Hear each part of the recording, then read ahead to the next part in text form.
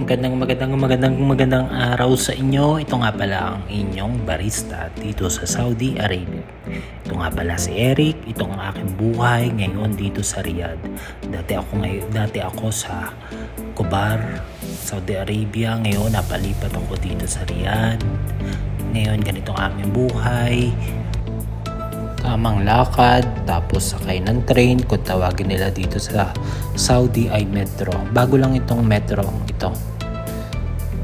Kung dati hatid sundo kami ng company driver namin, ngayon lagi kami sumasakay ng metro. Okay lang naman, masasanay din naman ako dito.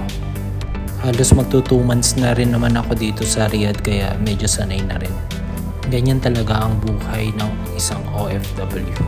Kailangan magtiis. Ito na nga, nandito na kami sa STC station. Galing kami ng Bata station. Siguro mga 2 minuto lang naman kami naghihintay dito ng train. Papunta naman sa next station. Ito na nga, nag-selfie muna bago sumakay. Ito na nga yung last train namin sinakyan. 2 train na namin sinakyan papunta sa aking trabaho. Wow, talaga nakuha pang mag-selfie. Ayan, at nandito na nga kami sa last station, Alta Kususi station. O diba, ang ganda ng station nila. Nag-purchase nga pala ako ng physical card nila. Kasi ang hirap kapag online ang gamit. Minsan ang hirap mag-connect sa kanilang application. Mas okay na itong physical card na gamitin.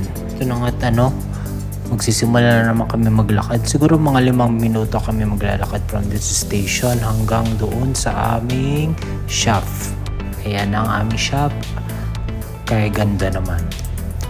O hanggang dito na lang mga kabayan. Say hello.